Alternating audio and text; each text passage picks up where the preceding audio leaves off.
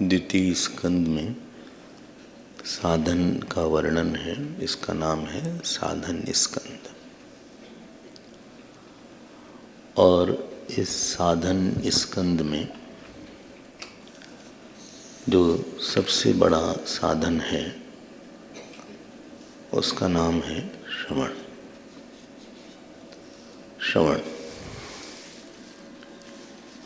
श्रवण थोड़ा पारिभाषिक शब्द है।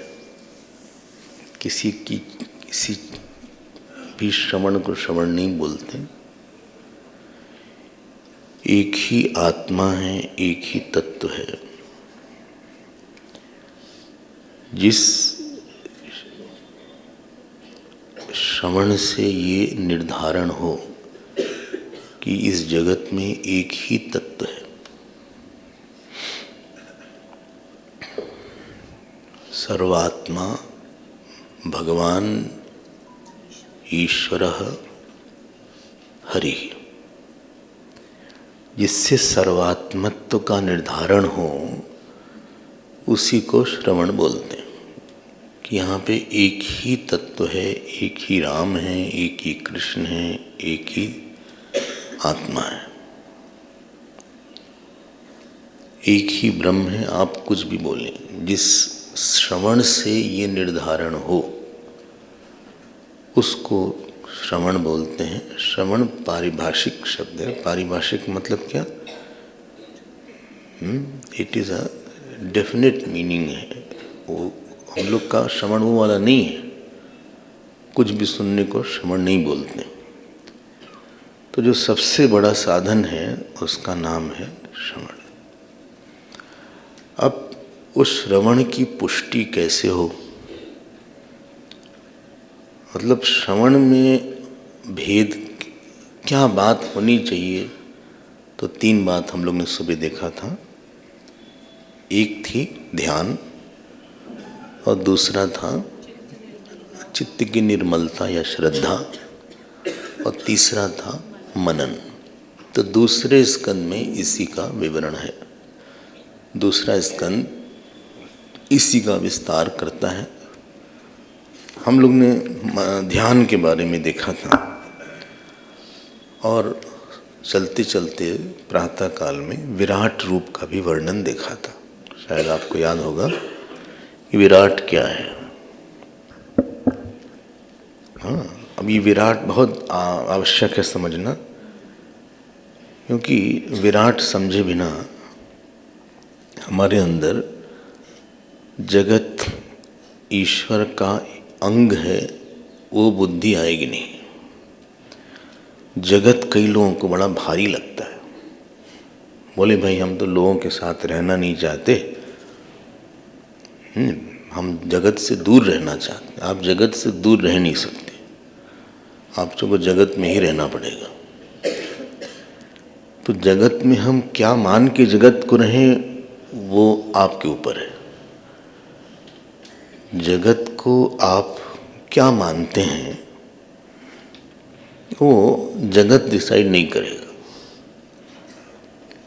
हमने जगत को ये माना कि ये आदमी ये अच्छे हैं, ये बुरे हैं, ये हमारे नहीं हैं, ये हमको ये प्राप्त करना है जगत में, ये हमें नहीं प्राप्त करना है। जब तक ये सब भेद बुद्धि रहेगी जगत में, तब तक जगत बहुत भारी पड़ जाएगा। जगत स्वयं में बहुत दम नहीं रखता, लेकिन जगत में अगर हमारी बुद्धि बिगड़ गई किसी को लेके, कहीं पे भोग बुद्धि तीव्र हो गई, तो वही जगत बहुत भारी हो जाएगा। कहीं द्वेष बुद्धि हो गई तो वही जगत भारी हो जाएगा। कहीं पे हमको लगा ये व्यक्ति हमसे आगे पीछे है, तो आपको जगत को झेलना मुश्किल होगा। स्वयं में जगत में कोई ताकत नहीं है हमको दुख देने की, लेकिन जब हम उसी जगत में गलत समझते हैं उसको, तो उसको दुख देने की बहुत ताकत आ जाती है। कहीं पे भी हमने जगत को ऐसा माना कि ये व्यक्ति मेरा है, तो जिसको आपने मेरा माना है उसमें दुख देने की बहुत ताकत आ गई है। बल्कि आपको जिससे भी दुख होगा जरूर मेरा जरूर वहाँ माना होगा, बिना मेरा माने तो दुख होगा नहीं। या जगत में हमको लगा कि अमुक व्यक्ति हमको एक आइडेंटिटी दे, वो हमको छोटा न समझे, बाकी छोटा समझे ठीक है, लेकिन वो छोटा न समझे, भले ही हमारा नाम छोटू है। तो जगत में जो कैपेसिटी आ गई हमको दुख देने की, छोटू होता है ना नाम लोगों का, नाम में क्या कुछ भी रख दो। एक अम्मा के पास हम गए, काफी वृद्धा अम्मा थी, हमने कहा आपका नाम क्या है? बोले बेबी। तो नाम तो कुछ भी रख लो।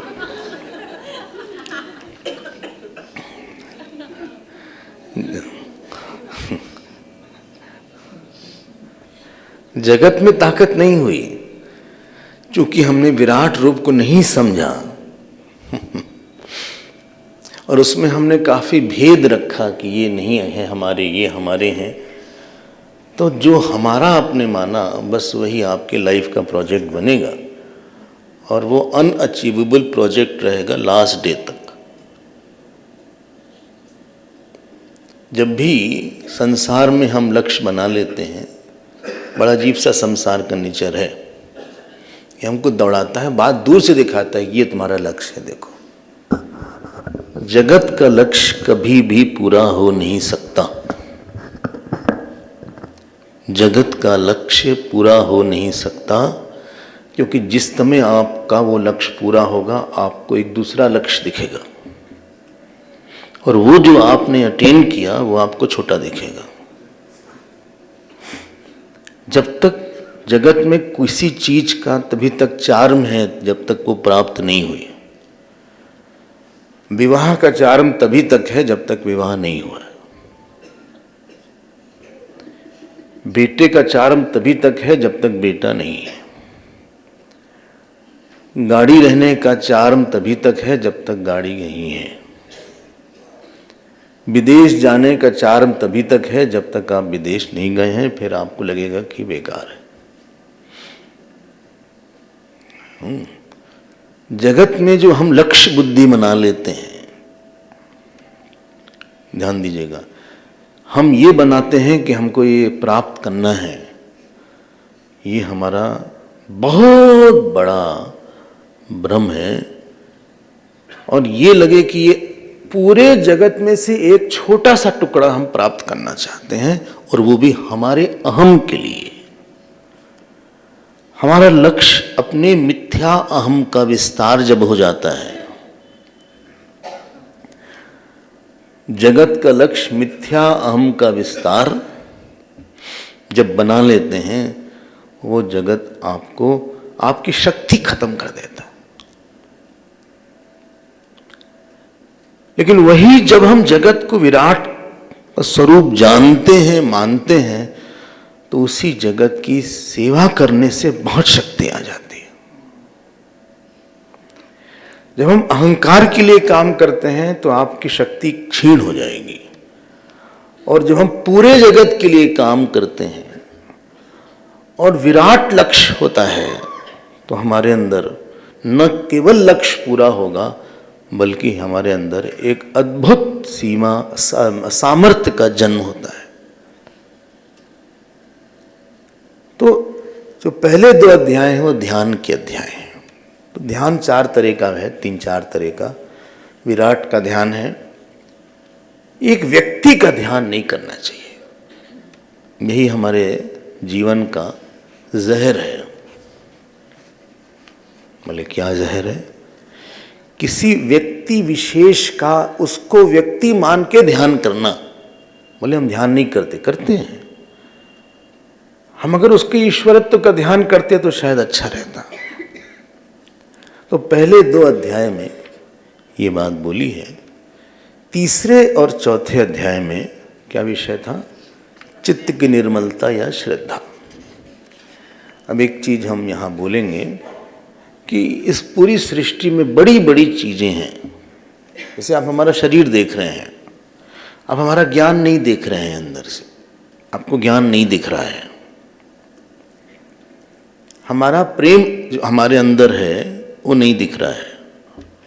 हमारी ढेर सारे संस्कार आपको नहीं दिख रहे हैं, केवल शरीर दिख रहा है। ठीक है, हम भी आपका शरीर ही देख रहे हैं, हमें आपका भी ज्ञान नहीं दिख रहा है, आपका प्रेम नहीं दिख रहा है, आपकी जो एजुकेशनल क्वालिफिकेशन है कि आपने बीकॉम किया, एमकॉम किया, एलएलबी किया, एलएलएम किया, कहाँ गए, एलएलएम किया या पीएचडी किया, हमें तो कुछ नहीं दिख रहा है। हमें तो कुछ समझ में नहीं आ रहा है कि आपके अंदर विज्ञान का ज्ञान है या गणित का ज्ञान है या मेटाफिजिक्स का ध्यान है, माइक्रोबायोलॉजी का ध्यान है, कुछ दिख नहीं रहा है हमको, लेकिन है वो। और अगर हमें आपसे आपके अंदर का प्रेम और आपके अंदर का जो ज्ञान है वो चाहिए तो कैसे मिलेगा? हैं? कैसे मिलेगा? हैं? ऐसा नहीं कर सकते कि आपके पास चले जाएं और कहीं ऐसा कोई सेंटर है वहां इसको खोल दिया स्क्रू से, बोले भर लो ज्ञान, या उनका हमने सारा प्रेम खींच लिया। डॉक्टर ने ऑपरेशन किया, दिल से प्रेम निकाल के दूसरे में डाल दिया। ऐसा नहीं होता। अगर हमें आपका प्रेम चाहिए और आपका ज्ञान चाहिए, क्या तरीका है भाई?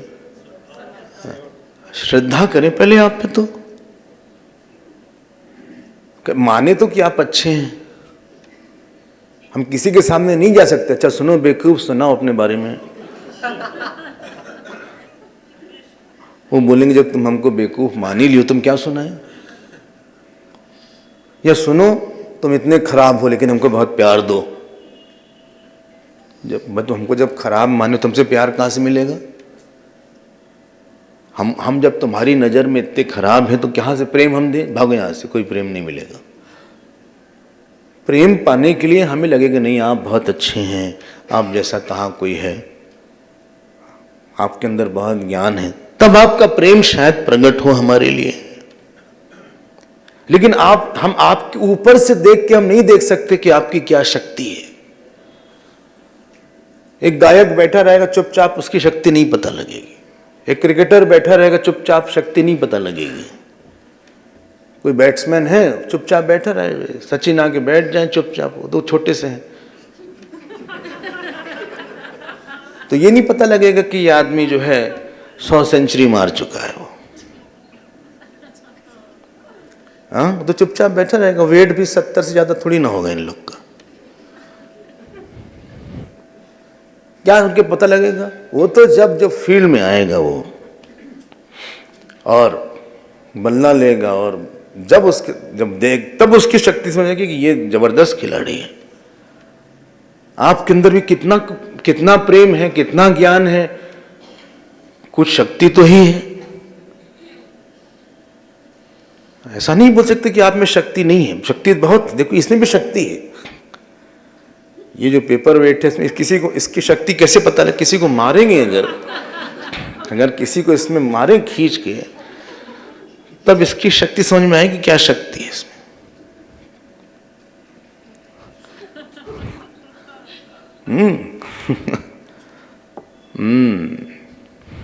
अरे छोटे से कंकड़ की शक्ति होती है, कांटे की शक्ति होती है।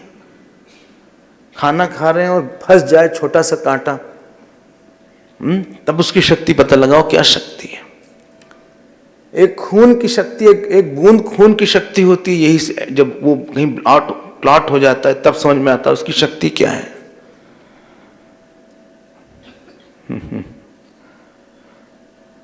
तो बड़ी शक्ति हमारे अंदर है, लेकिन शक्ति को प्रकट करने के लिए, आपकी शक्ति को प्रकट करने के लिए कोई श्रद्धा होनी चाहिए किसी की। सबको आप प्रेम नहीं देते, ये मत बोलिए हम सबसे प्रेम करते हैं। सबसे बराबर रूप से प्रेम नहीं करता कोई। उसी प्रकार से सृष्टि में भी बहुत सी शक्तियां हैं, और जो शक्तियों का मालिक है उसका नाम होता है देवता, भगवान नहीं। जो सारी शक्तियों का मालिक है उसका नाम भगवान है, जो एक शक्ति का मालिक है उसका नाम देवता है। और वो देवता हमारे ऊपर अनुग्रह करता है अगर हम उसके पास श्रद्धा के साथ जाएं। उसी को बोलते हैं पूजा करना।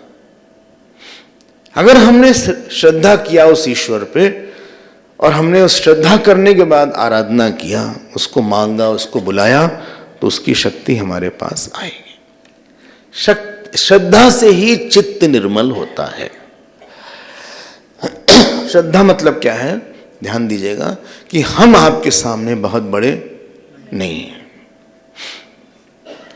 हमारा ज्ञान आपके सामने बहुत बड़ा नहीं है। कई बार लोग हमसे प्रश्न करते हैं और 1 घंटे का प्रश्न हो जाता है। बोले सुनिए स्वामी जी, हम आपसे ध्यान के बारे में पूछना चाहते हैं। लेकिन हम रोज ध्यान करते हैं, सीधे बैठ जाते हैं, फिर यहां पे ध्यान करते हैं बीच में आज्ञा चक्र में। आज्ञा चक्र स्वामी जी ऐसा होता है कि 6 चक्र होते हैं योग सूत्र में। जो पहला चक्र होता है उसको मूलाधार बोलते हैं। चलिए ऊपर चलते हैं। हमने कहा छत पे, बोले नहीं, ये चक्रों में जो पहला चक्र है उसको मूलाधार बोलते हैं। दूसरा स्वादिष्ठान है। तीसरा मणिपुर। चौथा अनाहत। 5वां विशुद्धि। 6ठा आज्ञा चक्र। 7वां ब्रह्मरंध्र। ये 7 चक्र हैं। इसमें एक कुंडलिनी करके एक सर्प है, ठीक है। हम यहां पे ध्यान करते हैं, उसका ये आकार होता है। वो बोल रहे हैं, हम कुछ नहीं बोल रहे हैं, हम श्रोता हैं। अब आप हमको ये बताइए, कि विशुद्धि चक्र में क्या होता है। लेकिन हम आपको बताते हैं कि इस चक्र में ये होता है, इसका ये रंग है, उसका लाल है, उसका नीला है। आप बताइए कि आज्ञा चक्र में कैसे प्रवेश करते हैं। लेकिन हम आपको पहले बता देते हैं, 1 घंटा जब बीत गया, अब हमारे पास जो कुछ भी बोलने की, बताने की इच्छा थी, इन्होंने सब पे पानी फेर दिया। हम क्या बोलेंगे? आपको तो इतना खुद ही आता है। नहीं, हम और ध्यान करना चाहते हैं। लेकिन हम आपको एक बात बताते हैं, अरे हमको बोलने तो दो, हमको बोलने तो दो। श्रद्धा करने में पहले श्रद्धत्व सौम्य, पहले श्रद्धा करने में मानना पड़ता है कि हमारे पास बहुत अधिक ज्ञान नहीं है, हम अपने जीवन में बहुत छोटे हैं, और यही ज्ञान व्यक्ति को दूसरे से बड़ा ज्ञान प्राप्त करवाता है। बल्कि हम तो यहां तक बोलते हैं, आप सोचिएगा, शायद हमारी बात आप डिबेट कर सकते हैं, कि जीवन में किसी के पास ज्यादा सुख है, उसका जो सबसे बड़ा कारण है,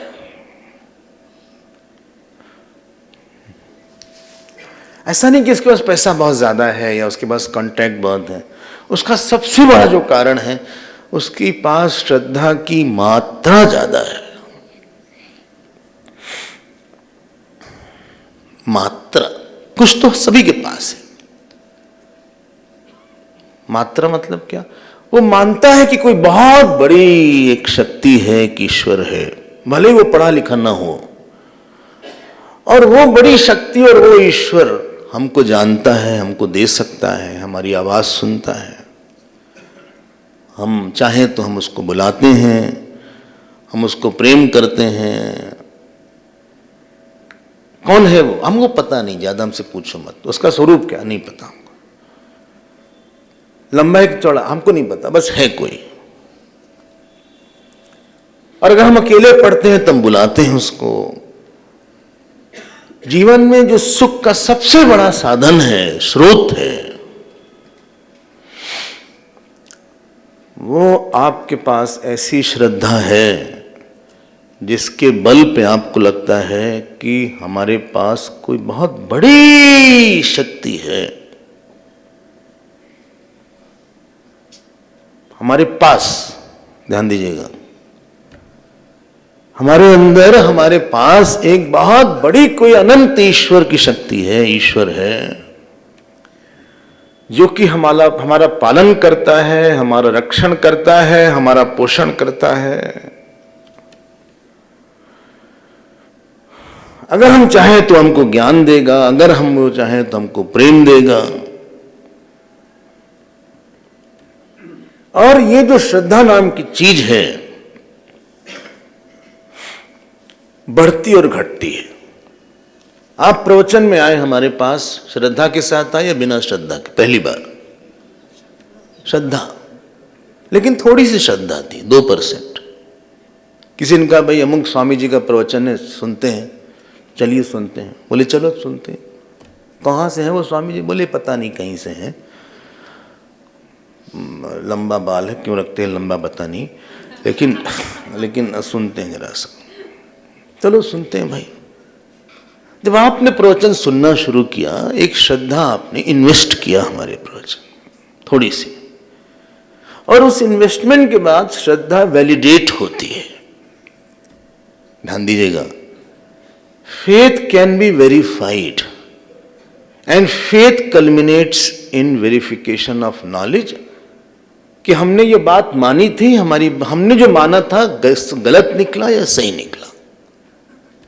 और कहीं हमने कुछ ऐसी बात बोली जो कि आपको लगा कि ये बात गलत निकली हमारी, हमने इनकी बात को सही माना, पहले माना कि सही बोलेंगे लेकिन सही नहीं बोल रहे थे वो, तो जो 2% श्रद्धा थी अब निगेटिव में आ गई। लेकिन अगर हमने सही बोला और आपने उस श्रद्धा को करने के बाद बोले, उन्होंने जो बोला हमने उसको पता लगाया, चेक किया जीवन में, तो बात ठीक निकली, वो सही थी। तो वो जो 2% की श्रद्धा थी वो शायद 10% हो जाएगी। पहले तो इन्वेस्ट करते हैं, इन्वेस्ट करने के बाद अप्लाई करते हैं, फिर जीवन में देखते हैं कुछ हुआ क्या। यही ईश्वर के साथ भी कुछ ऐसे मुद्दे थे हमारे जीवन के जो हमसे सुलझे नहीं, हमें पता नहीं था कि कैसे क्या करें। जिस एरिया को आप अच्छे से कर ले जाएंगे ना, वहां आप ईश्वर को मत लाइए। चलिए, बोले हम नहाएंगे ईश्वर के बल से। नहीं, ईश्वर के बल की जरूरत नहीं है आपको, आप आराम से नहा सकते। बोले हम आज ईश्वर की कृपा से खाना खा लेंगे।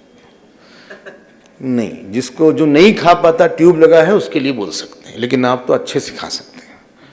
कुछ काम नहीं हो पाया आपसे,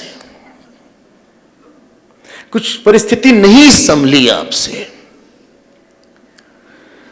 कुछ ऐसी बात हुई जो आपके वश में नहीं थी, आपने उस परिस्थिति का दारो मदार एक ईश्वर को दिया कि हमसे नहीं समझ में आ रहा है, आप देखिएगा। पैसा हमारा खत्म हो रहा है रोज रोज, अब आप देखिएगा पैसा कैसे आता है। या अमुक आदमी हमको बहुत परेशान करता है, आप इसको ठीक करिए, जो कुछ भी हो। और वो परिस्थिति संभलती है, और उसके संभलने के बाद आपके अंदर श्रद्धा का विवर्धन होगा, श्रद्धा थोड़ी सी फल जाएगी। यही चित्त की शुद्धि का साधन है कि हम कोई बड़ी को बड़ा मान लेते हैं, हम कोई एहसान नहीं कर रहे हैं। बोले हम श्रद्धा करें क्यों? क्योंकि किसी भी चीज को जानने का यही साधन है।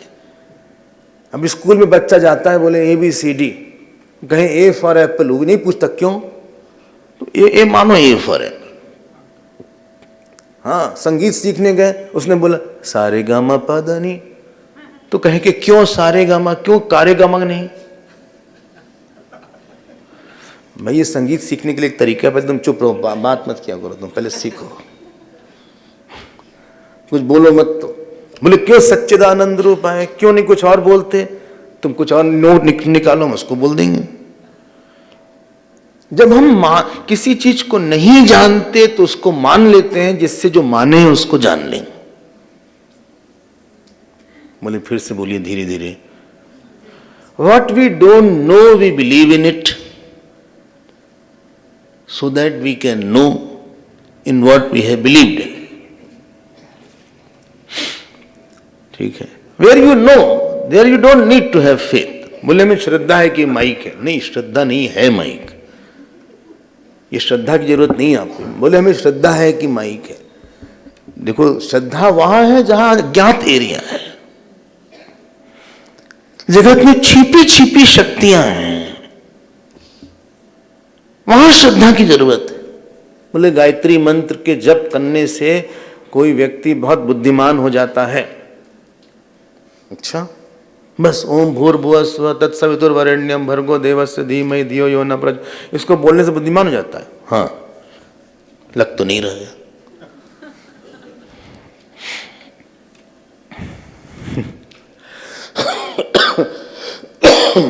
लग नहीं रहा है। क्यों? तुमने किया नहीं, तब कैसे कह रहे हो? तुम खुद करके देखो।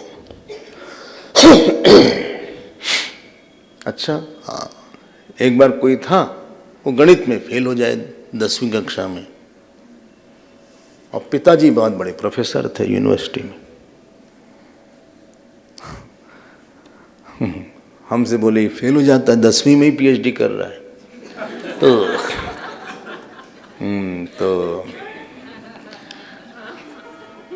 4 साल लगा दिया इसने, 10वीं में फेल हो गया। हमने कहा आप क्या करते हैं? बोले हम यूनिवर्सिटी में प्रोफेसर है। हमने कहा किस विषय में? बोले गणित में। बोला हमने कि भाई गायत्री मंत्र जप किया करो, संध्या वंदन करो, बताना हमको क्या हुआ, रोज 4 माला 5 माला किया करो। तो बताया नहीं उसने। फिर हम 1-2 साल बाद मिले, हमने ये नहीं पूछा कि पास हुए कि नहीं, ऐसा तो पूछ नहीं सकते। तो हमने पूछा किस क्लास में हो,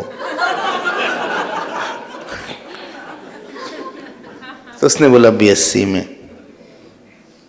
हमने कहा तुमने जब जरूर किया होगा। कहा शक्ति छिपी है यहां पे, उसको कोई मंथन करके निकाल सकता। आपके अंदर बहुत प्रेम छिपा है, कोई आपके प्रेम को निकालने वाला चाहिए। ऐसा नहीं कि आप एकदम अंदर से कोई प्रेम नहीं कर सकते। आपके अंदर पैसे भी हैं, आपके पास कोई निकालने वाला चाहिए।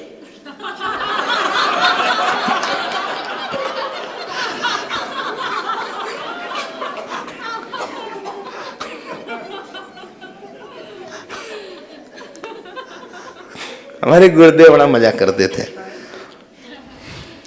गुरुदेव बोलते थे,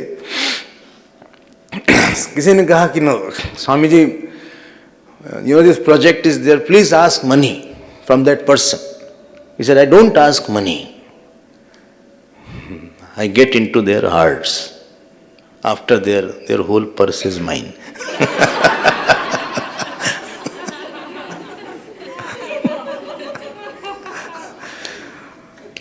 अरे भाई बहुत चीज छिपी है।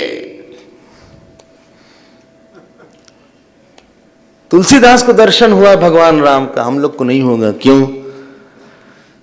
एक ही कारण है, प्रहलाद जी के लिए खंबे से नरसिंह भगवान आ गए।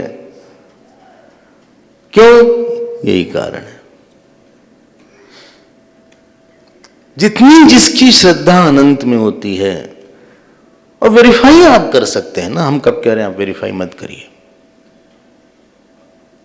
श्रद्धा और अंधश्रद्धा में अंतर क्या है कि जो अंधश्रद्धा होती है वो श्रद्धा बनी रहती, कभी वेरीफाइबल नहीं है।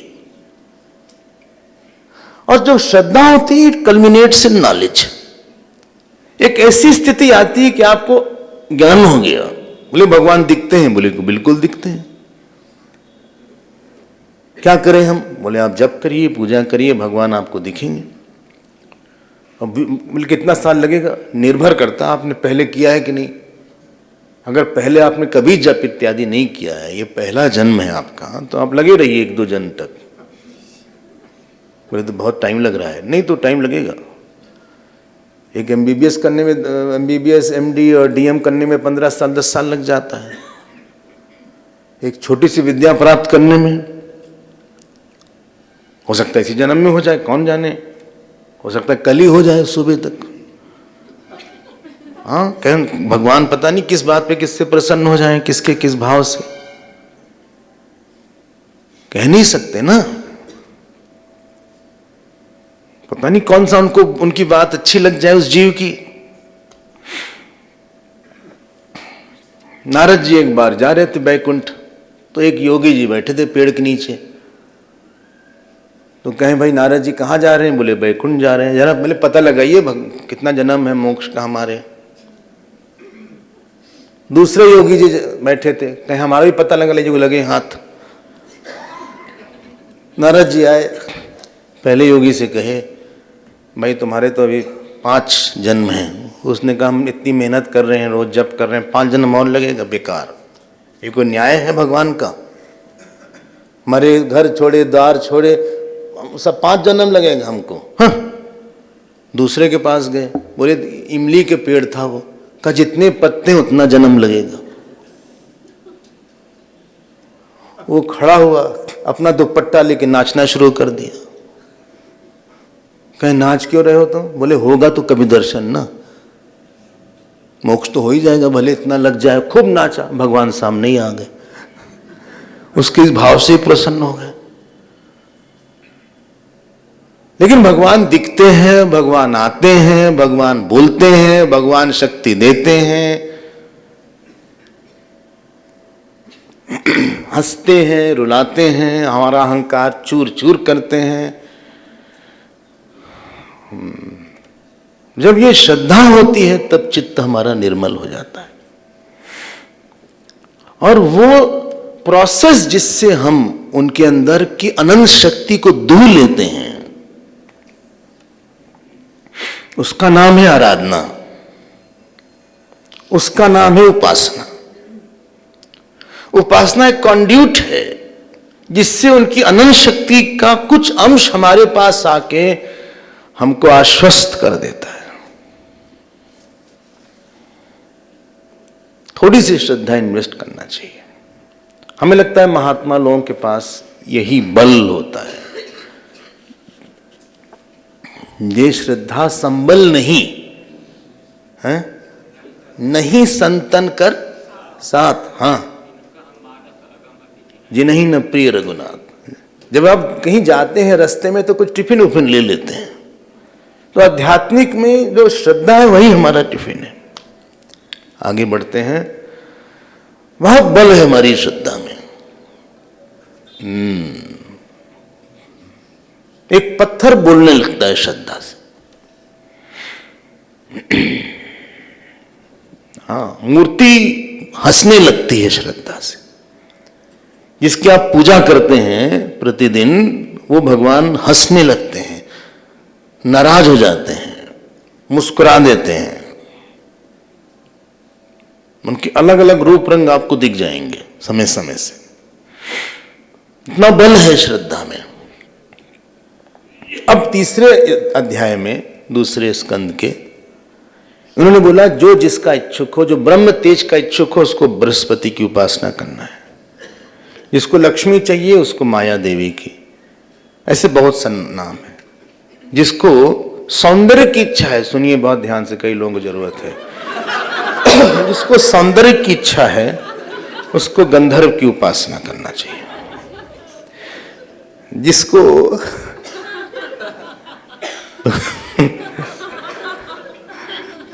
पत्नी की इच्छा है उसको उर्वशी की उपासना करनी चाहिए।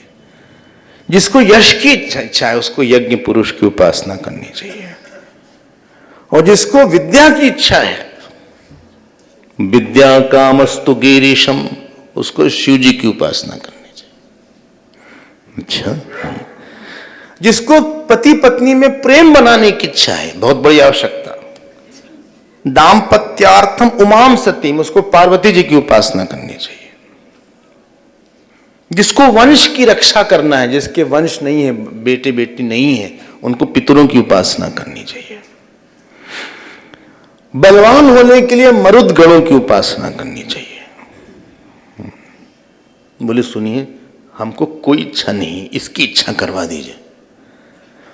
तो वो तुम नारायण की उपासना करो। किसी ने कहा हमको सब जो आपने लिस्ट बताया सब चाहिए। कोई है इसमें पॉसिबिलिटी? बहुत अच्छा श्लोक है, अकाम सर्व कामो वा मोक्ष काम उदार दीहि। ये 10वां श्लोक है। हम सब श्लोक तो नहीं बता पाएंगे। तीसरे अध्याय का दूसरे स्कंद के 2-3-10। तीव्रेण भक्ति योगेन यजेत पुरुषम परम। जो भगवान की उपासना करता है उसकी सारी इच्छा पूरी हो सकती है। अच्छा, एतावानेव यजताम इह निश्रेयसोदयः भगवत्यचलो भाव यद भागवत संगतः।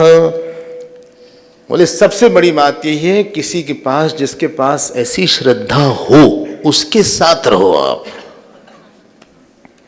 श्रद्धा बढ़ाने का दूसरा आसान तरीका, जिसके पास संगीत हो उसके साथ आप रहिए। आप भी कुछ संगीत सुन लीजिएगा। कोई राग यमन होती है, किरवानी होती है, कोई राग क्या बोलते हैं, भैरवी है, हंसध्वनि है, कुछ सीख लीजिएगा ऐसे।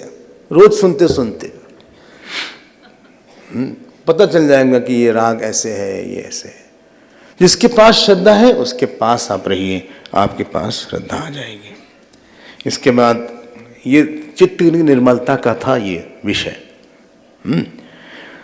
और फिर थोड़ी सी डांट लगाया। बोले क्यों डांटते रहते हैं हर समय? बोले कि क्या पशु नहीं जीते, क्या पेड़ नहीं जीते, क्या पशु नहीं भोजन करते? शायद उनको भोजन में ज्यादा रस मिलता है। जो बिल्ली दूध पीती है और जो आप लोग दूध पीते हैं, उसमें अंतर है। बिल्ली को ज्यादा आनंद आता है, हम लोग को नहीं आता। हम लोग तो एक सिप लेंगे थोड़ा सा, जितना भी अच्छा दूध हो। हम एक बार इंदौर गए, शुरू में जब वहाँ थे, जा रहे थे तो एक रास्ते में बड़ी भीड़ थी सड़क पर। तो हमको लगा कि शायद कहीं सत्संग हो रहा हो, या रास्ते में बीच सड़क पे तो मोटरसाइकिल पे थे, मोपेड पे थे, किसी तरह निकाला गया वहां से। जानते क्या था वहां पे? दूध मिल रहा था। क्या, कौन जगह है वो? हाँ, कहीं था वो, उसमें बादाम वाला दूध था, ये था, वो था। हाँ, कहीं था। हम कहिए देखो, सब अपना गिलास ले लेके खड़े थे। जो लेकिन बिल्ली दूध पीते हैं बिना चीनी डाले, क्यों? जिस गस्टों से वो पीती है उससे लगता है कि उसको आनंद बहुत आ रहा है। जिस तरीके से व्यक्ति खाता है पता चल जाता है कि आनंद आ रहा है कि नहीं आ रहा है। कभी बिना नमक के आप सब्जी खाइए, देखिए कैसे खाते हैं, ऐसे ऐसे खाएंगे। कोई लगी ले रहा है, कोई चाह है, लेकिन जब बिल्ली ले ऐसे ऐसे जिस गश्तों से लेते उसको आनंद बहुत आता है। अगर खाना पीना ही हमारा आनंद दुख था लक्ष्य, तो जानवर बनना चाहिए, तो शायद अच्छे से खाते। इसलिए ये जन्म इसके लिए नहीं है। और लिखा है, जिस मनुष्य ने 23वें श्लोक में जीविक्षवो भागवतांग्र रेणुम न जातो मर्त्य अभिलभेत यस्तु, जिसने संतों के चरण की धूल अपने सर पर नहीं चढ़ाई वो मुर्दा ही है। ये लो जिन हरि सुनहि नहीं काना। हाँ, कुलिस कठोर कुटिल सोई छाती, सुनी हरि कथा न जो हर्षाती। तुलसीदास जी ने बोला है कि जो हृदय कठोर है, जो भगवान की कथा सुन के द्रवित नहीं होता, सो ते सिर तंबु ते सिर कटु तुम बही समतुला। बाप रे, जे नमत हरि पद गुरु पद मूला। वो सर नहीं है, वो कड़ुआ कद्दू है। लो, कौन? जो गुरु को देख के, भगवान को देख के नमन नहीं करता। कड़वाहट तो हो ही जाएगी। जब अहंकार होगा तो कड़वा हो जाएगा मन। अहंकार मतलब जिसके मन में कटुता, कड़वाहट, दुख, क्रोध जल्दी से आ जाए। बहुत मेहनत नहीं करना पड़ता किसी को, बहुत जल्दी ये गुस्सा आ जाता, बहुत जल्दी कड़वापन आ जाता है। अब इसमें तीसरा और चौथा अध्याय ये श्रद्धा पे था। आपको याद होगा शायद 5वां, 6ठा, 7वां अध्याय और 8वां, 9वां, 10वां अध्याय ये सृष्टि पे है। थोड़ा सा सूक्ष्म विषय है, कहिए तो बोले, कहिए तो छोड़ के तीसरे स्कंद पे आ जाए, बोल ही देते हैं। थोड़ा सा सूक्ष्म है, अब ये मत बोले कि समझ में नहीं आ रहा है। हम प्रयास करेंगे कि समझ में आ जाए, नहीं आता तो फिर आप बाद में फिर आप पढ़ें, पाठ करें। नारद जी ने एक प्रश्न किया ब्रह्मा जी से। क्या प्रश्न किया? बोले यद रूपम यद अधिष्ठानम यत सृष्टम इदम प्रभो यद समस्तम यद परम यच्च तत्तत्वम वद तत्वतः। बाप रे, सब बड़े भारी भारी प्रश्न है। बोले सृष्टि आई कहां से? बड़ा प्रिय प्रश्न है। जब किसी को दुख होता है बहुत ज्यादा, तब वो बोलता है कि दुनिया बनाने वाले ये दुनिया क्यों बनाई? ये एक्चुअली उसका वेदांत का प्रश्न नहीं है, उसको गम इतना है।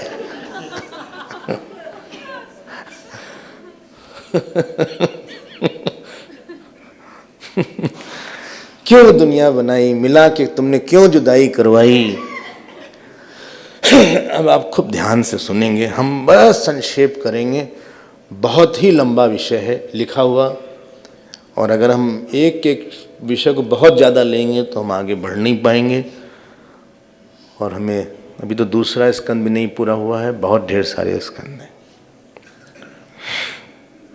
आप खूब ध्यान दे के श्रवण करेंगे, आपको आनंद आएगा। क्या लिखा है देखिए। एक होती है थ्योरी ऑफ क्रिएशन।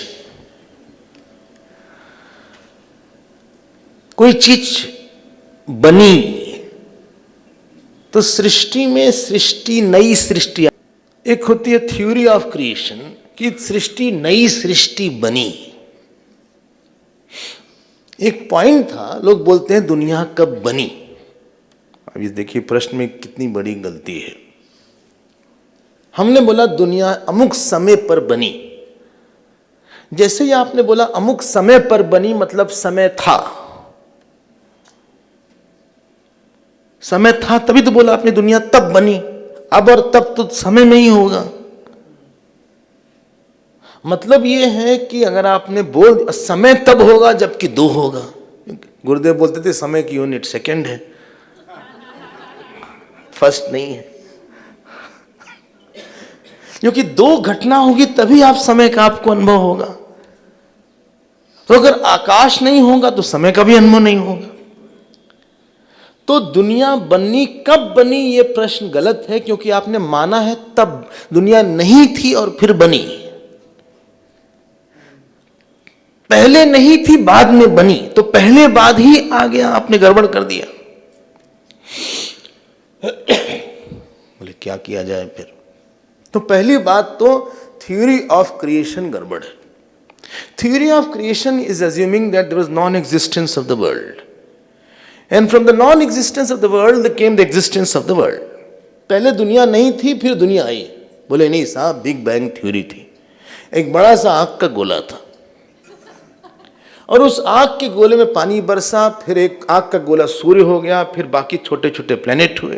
तो दुनिया बनी बिग बैंग से। एक मिनट, आप जब बिग बैंग मान रहे हैं तो आपने आग का गोला माना। आग था मतलब वायु थी और आकाश था, वो भी जगत का ही हिस्सा है। तो कैसे बोला कि वो था? तो ऐसा नहीं हो सकता कि आग का गोला हम नहीं मानने के लिए तैयार हैं, क्योंकि हमको बताइए उसके पहले आकाश कहां से बना था? There is nothing called creation, there is only manifestation. जगत की उत्पत्ति नहीं होती, केवल जगत की अभिव्यक्ति होती है। हमारे शब्द पैदा नहीं हो रहे हैं, हमारे शब्द अभिव्यक्त हो रहे हैं। जो हमारे अंदर की बात थी वो केवल प्रकट हो रही है। पकड़ा आपने? ऐसा नहीं है कि हम कुछ नई बात हम नहीं कर रहे हैं, वो बात हमारे थी, छिपी हुई थी, अब प्रकट हो गई। जब कोई गुस्से में बोलता है ना, तब समझता है कि इसने क्या सोचा था हमारे बारे में, मैं तुमने ऐसा भी सोचा था, वो प्रकट हो गई है। अब आप थोड़ा सा ध्यान दीजिएगा। सब बोले हम ध्यान कितना दे रहे हैं, थक गए हम ध्यान देते देते, खड़े हो जाएं क्या? नहीं, देखिए कोई चीज स्थूल है, जैसे ये घड़ी स्थूल है। ये स्थूल घड़ी स्थूल होने के पहले किसी के मन में आई होगी।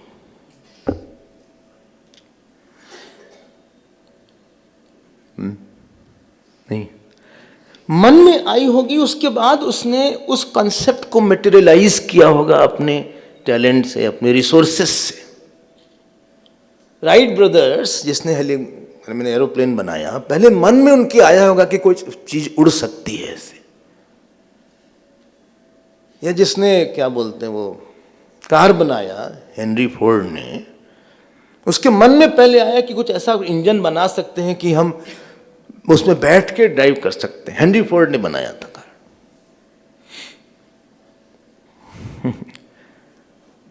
या अब्राहम बेल ने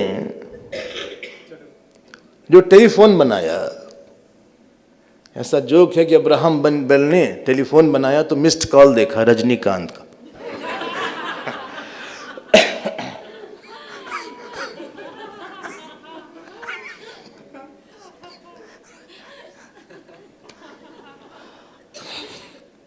उसके मन में कुछ आया होगा। कोई भी चीज पहले मन में आती है फिर स्थूल होती है। ये जो हॉल आपको दिख रहा है, ये पहले किसी के मन में आया होगा, जिसको हमने बोला था ब्लूप्रिंट है ये। उसको आपने आर्किटेक्ट बोला, उसने सब बनाया होगा। ये पिलर इतना चौड़ा, इतना लंबा, ये यहाँ पे इतना लंबा, इतना ये इसकी लंबाई इतनी, इसकी ये इतनी हाइट इसकी, इसके ऊपर ये है। बोले गलत बना दिया। नहीं, गलत बनाने के लिए उसने गलत सोचा होगा पहले। गलत काम करने के लिए पहले गलत सोचना पड़ता है। बिना सोचे भी कोई गलत सोचा होगा, तब गलत काम कर सकता है। पक्का है? ये किताब है, पहले मन में बनी होगी किसी के। ये माइक है, किसी के मन में बना होगा। आप हाँ हाँ कर रहे हैं, हम जब इसका निष्पत्ति ले जाएंगे, जहां पे निगमन करवाएंगे, फिर वहां भी हाँ करना पड़ेगा। ये रुमाल है, ये भी किसी ने मन में बनाया होगा। ठीक है, तो कोई स्थूल चीज होगी, पहले किसी के मन में आनी चाहिए। सुनिएगा ध्यान से, ये पूरा जगत, बाप रे, तो इतना बड़ा लंबा चौड़ा जगत है, ब्रह्मांड निकाया निर्मित माया, रोम रोम प्रतिवेद कहे। इतना सूरज इतनी दूर है, 4 लाख किलोमीटर दूर चंद्रमा है, 4 लाख किलोमीटर। ये सब अगर बनाया होगा किसी ने, बिना किसी के मन में आए नहीं बन सकता।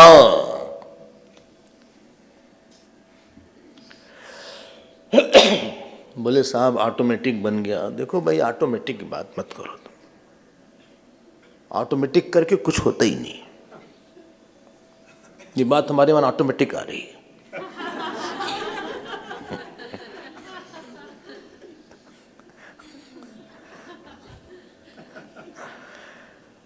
मतलब अपने आप एक्सीडेंटली, बाई चांस। ये सब शब्द की वेदांत में उनको बड़ी परहेज है इससे। बोले इस तरह की बात आप मत करिए। जिस मन में पूरा जगत आया है उसका नाम रखा गया हिरण्यगर्भ। हिरण्यम सर्वज्ञत्वम गर्भे अन्ते यस्य, बहुब्रीहि समास है। जिसके में सर्वज्ञ है उसने सोचा कि ये चंद्रमा है, ये सूर्य है, ये पृथ्वी है, ये इतने ढेर सारे जीव हैं, ये जीव अमेरिका में पैदा होगा, ये इंडिया में, ये इसका भाई रहेगा, ये 4 जन्म यहाँ लेगा, ये ऐसा होगा, ये इसका ये कर्म फल है, इसने उसने बाद दूसरे को बहुत मारा था, इसको घोड़ा बना के कहीं से पिटवाते हैं जिंदगी भर, ये इसने बहुत दान दिया था, इसको जो है कहीं राजा बनाते हैं, ये ऐसा था वैसा था। एक सृष्टि की एक कल्पना आई। जब आप घर से चले, आप यहां मन ही मन पहुंचने कैसे पहुंचेंगे आपने लगा दिया था। मन ही मन आपने रास्ता पूछा किसी से कि भाई रास्ता कैसे है, दिल्ली से आ रहे हैं, बोले आप जमुना हाईवे क्या है, यमुना एक्सप्रेस, उससे आप ले लीजिए। जीपीएस है, हाँ जीपीएस लगा लीजिए। जीपीएस कभी भी अगर आप शमशान घाट जा रहे हो कभी मत लगाइएगा, क्योंकि वहां पे पहुंच के बोलेगा you have reached your destination.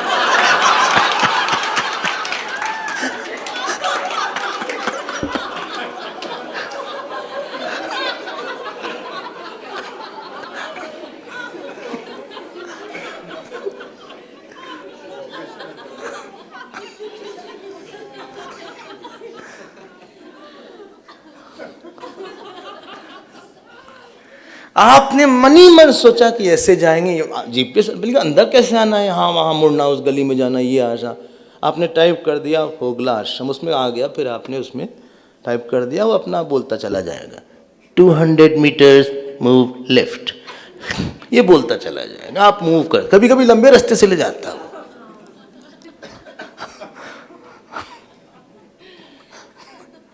बिना उसके ठीक था, लेकिन बहुत ही घुमाया उसने चारों तरफ। लेकिन आपके मन में जब तक नहीं आएगा कि हमको पहुंचना है, आप अपने कमरे से यहां आए, लेकिन इसके पहले आप आए, आप मन ही मन सोचे कि पहले उस सीढ़ी से जाएंगे, 2 सीढ़ी यहां चढ़ेंगे, वहां बैठ जाएंगे जहां हमारी सीट है, वहां हमने किताब रख दिया है, कोई और ना बैठे।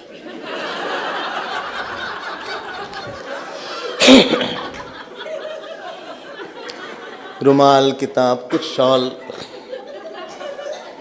हम जहां वहीं हमको अच्छा लगता है।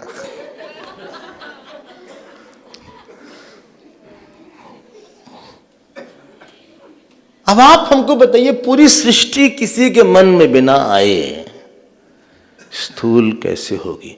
There is nothing called gross coming from gross, it is here subtle coming, gross coming from subtle. Anything which has to express it has to be in a thought form. बाप रे, चाहे वो कार हो, चाहे aeroplane हो, चाहे शहर हो। बोले जयपुर साहब प्लान्ड सिटी है। जयपुर वाले लोग तो आए हैं ना, कहाँ हैं? हाँ, धन्यवाद। हम जाते हैं तो बोले प्लान्ड सिटी है। मान सिंह जी जो थे उन्होंने बनाया, यहाँ की सड़क जो है सब परपेंडिकुलर है 90 डिग्री पे, ये नहीं कि ऐसे ऐसे ऐसे वैसे कहीं से निकाल दिया।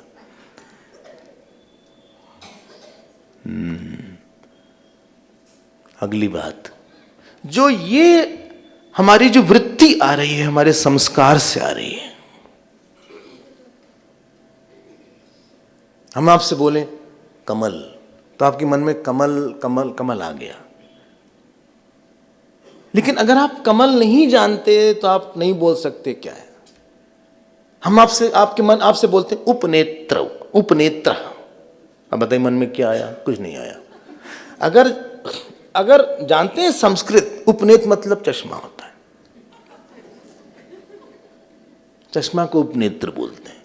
लेकिन चूंकि उसका संस्कार नहीं था तो कुछ सुनाई बना, लेकिन कुछ वृत्ति नहीं बनी उसकी।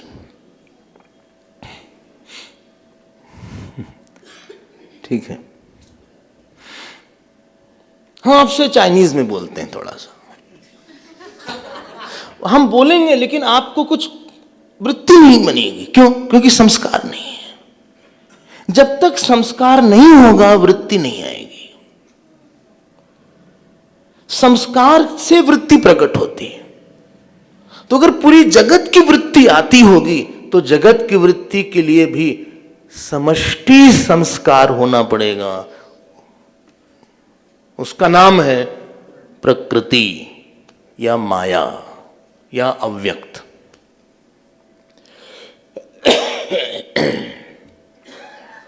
जिस प्रकार से, ध्यान देकर सुनिएगा,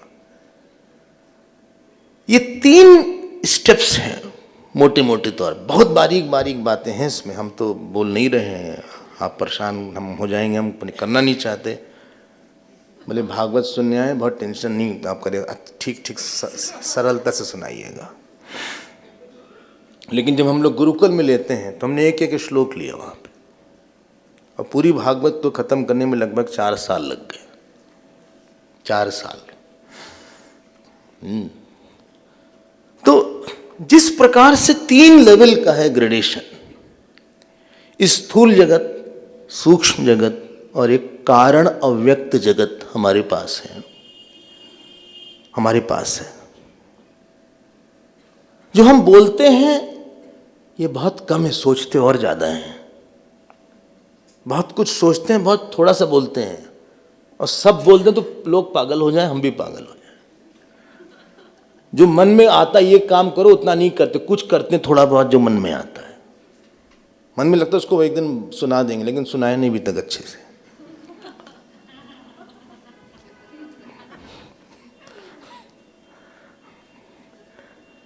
और हमारा कारण जगत है, और इन तीनों को बना के रखने के लिए चेतनवान, चेतन ही वृत्तिवान होता है। जब तक कोई चेतन नहीं होगा, तब तक वृत्ति किसकी होगी? इसलिए सृष्टि के पहले चेतन को होना पड़ेगा। और सृष्टि शुरुआत नहीं हुई, सृष्टि व्यक्त हुई। It didn't start, it manifested. बोले from where? From unmanifest. बोले unmanifest कहां से आया? unmanifest पहले से ही था। जो अव्यक्त था वो पहले से था। बोले अव्यक्त अकेले है, किसी के साथ है? अव्यक्त वृत्ति होने के लिए चेतन होना पड़ेगा। इसीलिए उपनिषद की बात ऐसे आती है ऐत्रेय इत्यादि में, आत्मा वा इदम अग्रे आसीत एकम एव अद्वितीयम। जानते क्या लिखा उसके बाद? तदैक्षत, उसने सोचा, एको हम बहुश्याम प्रजाययेति। बोले हम बहुत बनाए। वो बनाया नहीं उसने, जो पिछली सृष्टि थी उसको व्यक्त किया। ऐसा नहीं होता कि पहला आदमी आया, ये पहला आदमी बहुत ही गड़बड़ होगा। जानते क्या समस्या है? पहला आदमी आया तो उसको शरीर मिला, उसको क्यों कर्म फल मिलना है? उसने कभी पहले कर्म नहीं किया। तो पहला जो आदमी आया वो कैसे पहला नहीं? बोला अमीबा आ गया साहब पहले। अब डार्विन को ले आते हैं, थोड़ा सा उनकी भी देखते हैं। डार्विन ने क्या बोला? लोग प्रश्न करते हैं, इसलिए मेरा स्पर्श कर रहे हैं। लोग लगता है कि हम लोग सोचे नहीं इस विषय में, अपना काम ही किया, दिन रात यही सब करते रहते हैं। डार्विन ने कहा एक यूनिसेलर ऑब्जेक्ट आया पहले, उसका नाम अमीबा था। सुना होगा, बॉटनी ज़ूलॉजी वाले लोग बैठे हैं यहाँ पे। और उस अमीबा जो है उसमें डेवलपमेंट हुआ, फिर बाइसेलर हुआ, फिर टैडपोल आया, फिर फ्रॉग बना, मेढक बना। कुछ मेढक बड़े साहसी थे, वो थोड़ा और आगे बढ़ गए, उड़े, कुछ चिड़िया बना, और कुछ चिड़िया, और इवोल्यूशन, थ्योरी ऑफ इवोल्यूशन। उसके बाद छोटे जानवर आए, चूहा इत्यादि। फिर और बड़े बने तो और बड़े जानवर आए, फिर और बने, फिर जंगली जानवर आए, फिर और इन्वॉल्व होते गए, तो फिर उसके बाद तो क्या बोलते हैं बंदर इत्यादि आए, फिर चिंपैंजी आया, और फिर जो लेटेस्ट आया उसके बाद वो मनुष्य बनाया। ये थ्योरी ऑफ इवोल्यूशन है डार्विन की, शायद आप सब ने पढ़ा होगा। वेदांत कहता है ये आपकी जो बात है ये बौद्धिक खुराफात है। कि क्यों आपने बोला जो हम बोले सब गलत है? नहीं नहीं, गलत नहीं है। पहले आपने बोला पहले सब कुछ जड़ था, जड़ से चेतन आया, हमें उसी में आपत्ति है।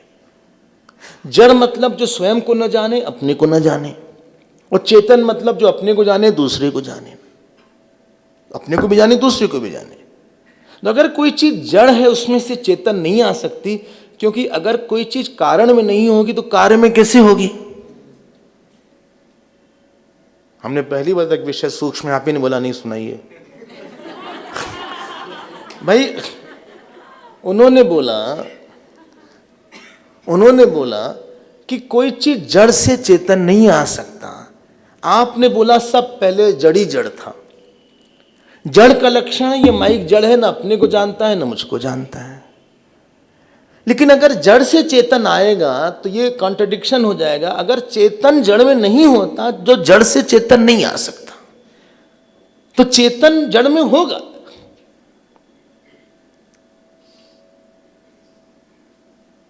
काजू में कभी कभी कीड़े आ जाते हैं, सब्जी के अंदर भी आ जाता है, ऐसा सुना हमने। आम के अंदर भी किसी ने बताया आ जाता है, आम के अंदर ऐसा होता है क्या? सेब के अंदर आ जाता है। तो क्या सेब के अंदर कीड़ा बाहर से आया? जो कीड़ा आया सेब के अंदर आया बाहर से कि अंदर ही से आ गया? अंदर से अगर आप बोलते आ गया तो सेब तो था जड़, उसमें से चेतन कहां से आ गया? अगर चेतन था नहीं कारण में, तो कार्य में नहीं आ सकता। Unless there is a consciousness in the cause, it cannot be in the effect. और आपने बोला पहले अमीबा आया और उसके बाद टेडपोल आया और ये फलाना दिमाग का जो आया, ये प्रत्यक्ष प्रमाण के विरुद्ध है। कोई भी जानवर कहीं भी जिसमें पैदा होता है उसी में उसकी मृत्यु होती है। खरगोश खरगोश की तरह मरता है। खरगोश इवॉल्व हो कि कुछ बन के नहीं, बोले खरगोश था अब ये बंदर बन गया। कर्म सिद्धांत बाधित होता है कि मतलब अगर कोई गलत कर्म करता है तो फिर नीचे नहीं जाएगा वो। इसलिए सृष्टि जो है चेतन पूर्विका है। समाप्त करते हैं हम। तो कहने का मतलब क्या? एक चेतन है और उस चेतन में देश काल नहीं है, मतलब अनंत है। उस चेतन के ऊपर, ऊपर मतलब अध्यास रूप से कौन है? अव्यक्त। अव्यक्त है माया। उसके ऊपर कौन है? हिरण्यगर्भ। हिरण्यगर्भ से क्या आया? ये जगत आ गया, ये विराट जिसको बोला आपने। एक ही चेतन पे तीन तीन चीज दिख रही है, वो अलग से और कुछ है नहीं। ठीक ठीक। इसी का नाम है मनन। तो पूरी सृष्टि क्या हुई? सर्वात्मक, सब जगह आत्मा ही है। और इसी को आप कैलेंडर में रिप्रेजेंट करके देखते हैं। विष्णु भगवान जो है एक क्षीर सागर में लेटे हुए हैं। बड़ा मजेदार कैलेंडर है। लेटे हैं कोई बात नहीं, लेकिन वो शेषनाग पर लेटे हैं। शांताकारम तो ठीक है, लेकिन भुजग शयनम। अरे कमरे में एक सांप आ जाए हम लोग सो नहीं सकते। वो तो सो रहे हैं सांप पर। भाई साहब, अच्छा वहां तक चलो ठीक है। नाभि से उनके कमल निकल आया, चलो भाई मान लेते हैं। उस कमल के ऊपर ब्रह्मा जी बैठे हैं। अरे यार, कमल पे बैठेगा कोई गिर जाएगा, कहां से कमल में बैठेंगे।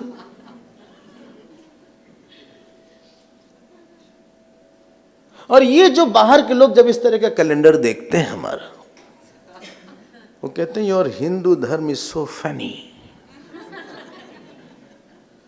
It's ridiculous, what is all this. हम वो समझा ना पाए तो हमको लगता है कि पता नहीं किसने बना दिया कैलेंडर। ऐसा ही है। अब ध्यान दे के आप श्रवण करिएगा। जो क्षीर सागर है और जिसके ऊपर जो 1000 फन वाले जो शेषनाग विराजमान है, जो क्षीर सागर, ये शुद्ध सात्विक माया है, अव्यक्त जिसको हम बोल रहे थे बार बार। और ये काल है, इस पे भगवान लेटे हैं। इसका जो अधिष्ठाता चेतन है, इसमें चेतन है, उस चेतन अधिष्ठित है, मतलब वो चेतन रूलर है सबका। बोले लेटे क्यों है? क्योंकि इनएक्टिव चेतन है, वो काम नहीं करेगा, सो नहीं रहे वो, बस ही इज रिक्लाइनिंग, योग निद्रा में है, आधी आंख खुली आधी बंद है। अच्छा, फिर इससे कमल कहां से आ गया? देखो, जो बात नहीं जानो ना चुप रहो। ये कमल ये वाला नहीं है जो यहां पे फूल वाला दिखता है। और जो नभ आया, जो नाभि आई, नभ एव नाभि, जो लोग समझ रहे हैं समझ रहे हैं, नहीं तो आप परेशान मत होइएगा। ये नभ नाभि जो है उनकी वही नभ है, और जो 14 लोग हैं यही कमल है। कमल को ही 14 लोग बोला गया है। भूर्भुवस्व जो लोग दिख रहे हैं बड़े बड़े। अच्छा, और इसमें जब ब्रह्मा जी आए, ब्रह्मा जी के माता पिता अलग से नहीं थे, ये भगवान भी ही प्रकट हुए। एक जीव था जो कि समष्टि के साथ तादात्म्य किया था, उसकी इच्छा थी कि समष्टि हम हैं, और वो ब्रह्मा जी बना। और ब्रह्मा जी बनने के बाद जब वो ऊपर आया तो सृष्टि के पंच महाभूत पहले से ही थे, विराट पहले से ही था। तो उसको लगा हम कहां जाएं कहां नहीं जाएं, तो आवाज हुई 16 21 16 21। 16 होता है त, 21 होता है प। तप करो। तो तप मतलब क्या है?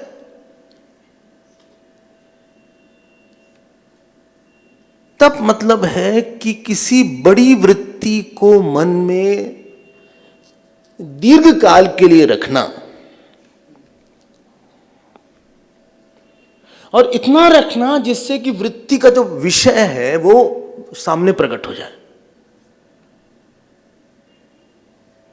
The maintenance of higher thought for a long time in spite of difficulties, so that thought becomes an object. अब उनको ये प्रश्न आया, किनको? ब्रह्मा जी को, कि कहां है, कौन है, कहां है, कौन है, हम कौन है, कहां है, कोई तो है हमारे अलावा, वो कौन है, कौन है, कौन है, कौन है, कहां है, कौन है, कहां है, कौन है, कहां है, कौन है, कहां है। बहुत चिंतन की आवश्यकता है। भागवत सूक्ष्म ग्रंथ है, हमको मुश्किल लगता है कि इसको समझाने कैसे 7 दिन में सब। फिर बोलेंगे साहब कृष्ण जन्म कम है। जब उन्होंने ये बहुत साल तक इस वृत्ति को बना के रखा, तो भगवान विष्णु जो विराट था वो एक रूप में आ गए। कहा भाई ब्रह्मा, हम तुम्हारी तपस्या से बहुत प्रसन्न है। ये उत्पत्ति से मनन है 5 6 7। मांगो क्या तुम? बोले हम यहाँ है क्यों? बोले तुम इस कल्प के ब्रह्मा हो।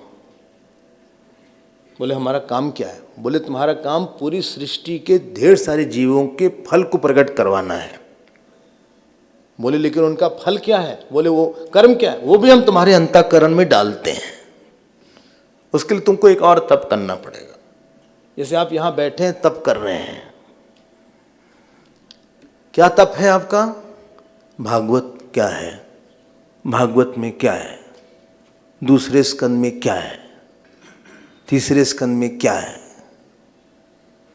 जब से आपने फॉर्म भरा यहां आने के लिए, तब से ये तप है, हम भागवत सुनेंगे। क्यों? उसमें क्या है? उसमें क्या है? और उस ईश्वर ने कुछ ऐसा संयोग बनाया कि आपके अंदर भागवत में क्या है, आपका वो प्रश्न तप का उत्तर दिया।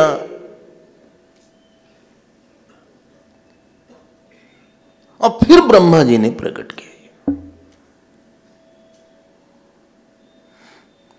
बोले अच्छा, हाँ। तो सृष्टि ऐसे एक्सीडेंट से नहीं आ गई। एक्सीडेंट से कुछ नहीं होता। बोले पता नहीं अपने आप छींक आ रही है। अपने आप छींक नहीं आ रही है, कुछ एलर्जी हो गई है।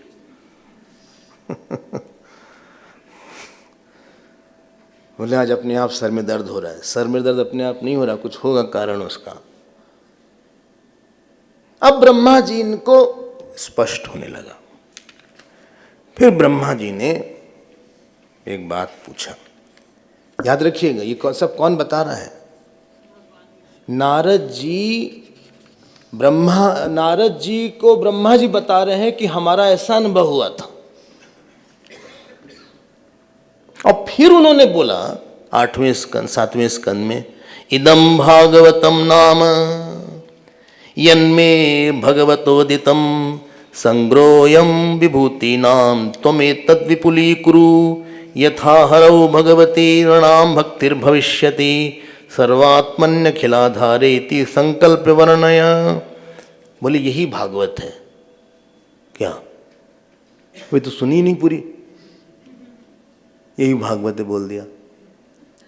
अरे एक चेतन से अव्यक्त आया, अव्यक्त से हिरण्यगर्भ आया, हिरण्यगर्भ से विराट आया। चेतन में परिवर्तन नहीं हुआ। पूरा जगत इसीलिए चेतन ही चेतन है।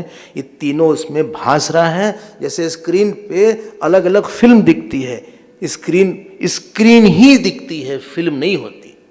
स्क्रीन का हलवा भले दिख रहा है, गरम गरम गरम गरम हलवा है, लेकिन आप जाके स्क्रीन को छूइएगा बिल्कुल गरम नहीं रहेगा, वो दूर से ही दिख रहा है।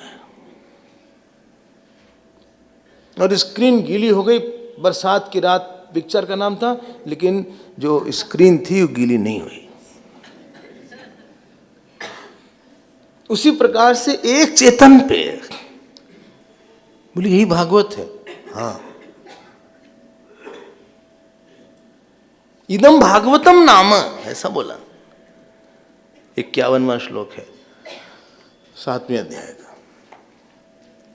अब राजोवात, परीक्षित जी ने बोले तो बड़ा गंभीर विषय है। बोले एक काम करिए कि हमको और बताइए। किसके बारे में? इसी भगवान के बारे में। किसके बारे में? इसी चेतन के बारे में। जो चेतन है उसी को भगवान बोलते हैं। चेतन जब रूप लेता है उसी को कृष्ण बोलते हैं। बोले हाँ, चेतन जरा सा सूखा सूखा वर्ड लग रहा है साहब। ब्रह्म चेतन आत्मा संगी से बड़ा रूखा रूखा है। ये कृष्ण राम बहुत अच्छा लगता है। बोले ये जो भगवान है, प्रविष्ट कर्णरंध्रेण स्वानाम भाव सरोरुहम धोनोति शमलम कृष्ण सलिलस्य यथा शरत। ये भगवान कान से घुसते हैं। एक दोस्त किसी के यहां गया, दरवाजा बंद था, उसने चिल्लाया अरे उठो, अरे हेलो हम आ गए हैं, तो अंदर से आवाज ही नहीं आई। तो ये जो है एक रोशनदान हुआ करता, देखिए वो है, ये वो रोशनदान है। क्या बोलेंगे उसको तोड़ के? क्या बोलेंगे? नहीं वो, हाँ वेंटिलेटर, वो तोड़ के आया और फिर इसको जगाया। हेलो हे उठो उठो। वो कौन है? बोले हम तुम्हारे दोस्त हैं, देखो हमको देखो। हाँ, उठो उठो, हम तुम्हारे दोस्त, देखो क्या खा लिया तुमने, क्यों क्यों बेहोश पड़े हो, उठो पानी देते, लो पानी पी लो। ऐसे जीव बेहोश है ईश्वर के प्रति। वो काम क्रोध ईर्षा मोह परिवार इतना व्यस्त है। ऑफिस, ऑफिस हिंदी का शब्द है, आपिस।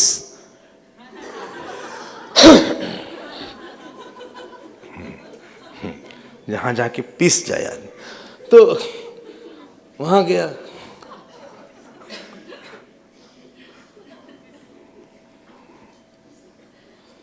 ऑफिस जाना है, वो आए हैं, यहाँ जाना, वहाँ जाना, उनकी शादी है। अच्छा हाँ बारात है, और हम भी जा रहे हैं बारात में। अच्छा हाँ चोपड़ा जी के यहाँ जाना है, आज उनकी लड़की की शादी है, तो हम भी जा रहे हैं उसमें। और फिर जो है दिल्ली में बारात है, वहाँ पे सड़क पे हमको बुलाया है, बहुत करीब है, हमारे बेटे की शादी में आए थे, दोनों बेटे की, हमको भी जाना तो पड़ेगा ही, रिश्ता निभाना पड़ता है। हम चले गए। हाँ जनरेटर चल रहा था, cut cut cut cut cut cut cut cut cut cut cut cut, हम उसी में नाचने लगे। हम लोगों ने कहा अरे भाई पहले वो डेक को आने दीजिए।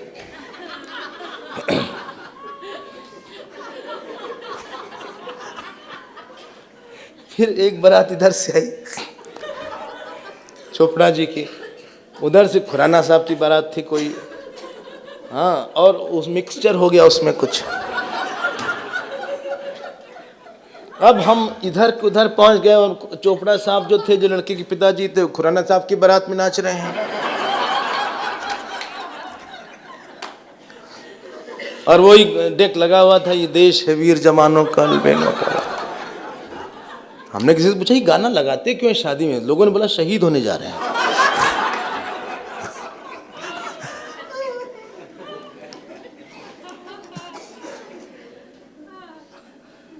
इतना आए, सुबह निकले थे 2 बजे, वहाँ सजाए उजाए सब हुआ, लौट के 12:30 बज गया एक।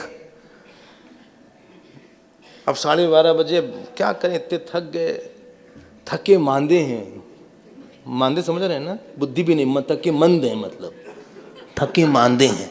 थकने के बाद बुद्धि मंद हो गई है कुछ। हाँ बुद्धि नहीं, काम है, बहुत बात मत करो यार, पूछो मत, कुछ क्वेश्चन मत पूछो। मांदे हैं। ये जो यही हमारी बेहोशी। शराबी को उसकी अलग ही दुनिया होती है, बोले इनको चढ़ गई है थोड़ा सा। अच्छा हाँ चढ़ी हुई है थोड़ा सा। अच्छा याद रखिएगा, शराब की का ही नशा नहीं होता, पत्नी का भी नशा होता है, पति का भी नशा होता है, पैसे का भी नशा होता है। हाँ अच्छे बाल होने का भी नशा होता है।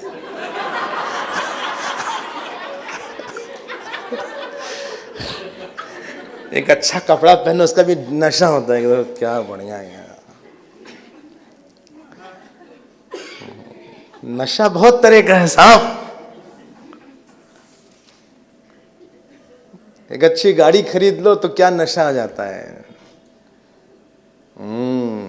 ये जीव के पास नशा है। मोह निशा सब सो निहारा, देखन सपन अनेक प्रकारा, यही जग जामिनी जागही जोगी, परमारथ प्रपंच वियोगी। नशा है हमारे साथ। ये क्या दुनिया है। मेरे 2 लड़के दोनों इतने अच्छे निकल गए। हमारी बेटी की शादी बहुत अच्छी जगह हुई है। लड़का इस समय उसमें है, बड़ी उसकी खुद कंपनी है, च्यवनप्राश बनाता है।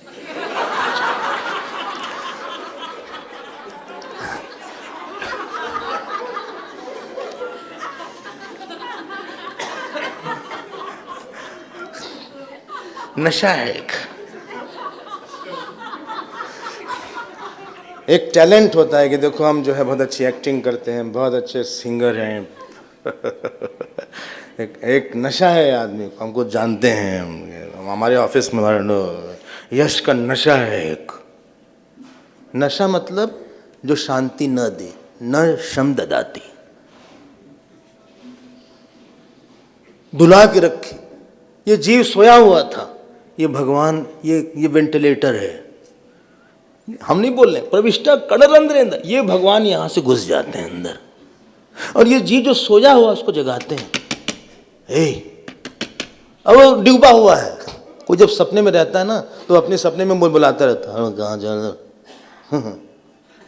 कहाँ जा रहा, नहीं, तो जो देखता रहता है उसको जगाता है, उठो,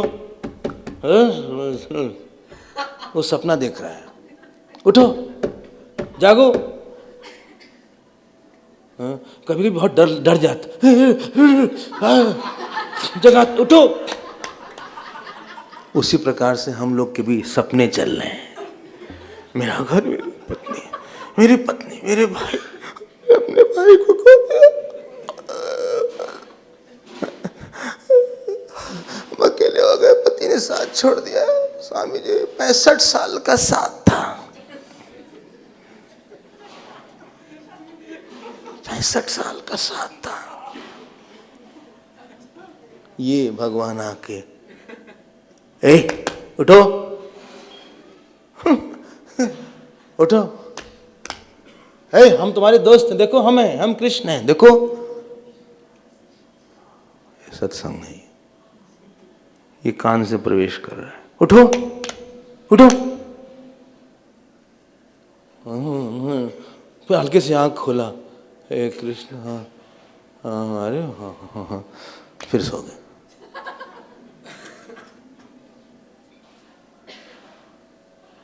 ऐसा लिखा है भागवत में, परीक्षित जी बोल रहे हैं, धौत आत्मा पुरुषः कृष्ण पादम न मुंचते। बहुत अच्छे अच्छे श्लोक हैं, हमें तो लगता है कि इसको ऐसे पी लिया जाए। ये जगा देता है भगवान, तुम्हारा कोई नहीं है यहाँ पे। फिर कौन है? हम हैं, उठो, सो मत, उठो। इस बच्चे को आप उठाते हैं ना, छोटे बच्चे होते हैं, माँ उठाती है बड़ी मुश्किल से, उठो, हाँ, उठ के थोड़ा सा बैठ जाता है, और जैसे माँ जाती फिर सो जाता है।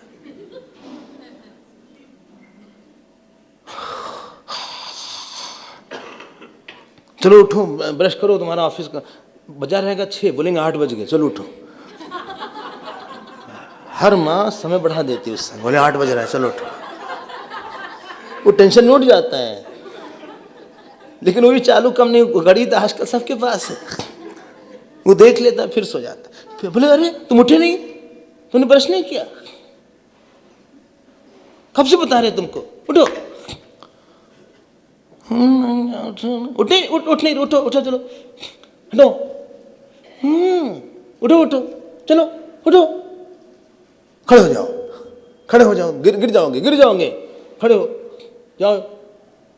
वो ऐसे बाल यहाँ वहाँ, यहाँ चारों तरफ, धीरे धीरे वॉश बेसिन की तरफ जा रहे हैं।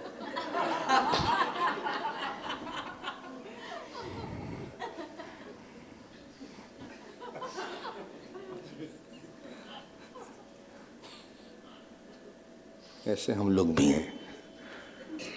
ये अंदर से बोलेगा देखो ये जगत सच नहीं है, ये नाम रूप है, केवल चेतनी यहाँ है।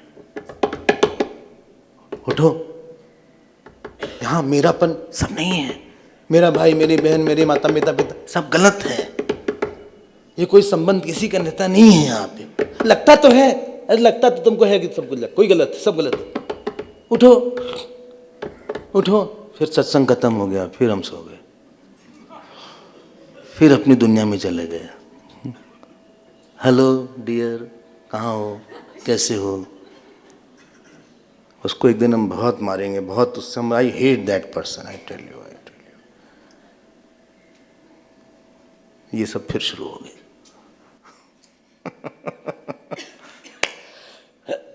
स्वामी अभेदानंद जी के सुंदर प्रवचनों का रस लेने के लिए Chinmaya mission south Africa YouTube channel को जरूर सब्सक्राइब करें और नए वीडियोस की जानकारी के लिए बेल आइकॉन को दबाएं।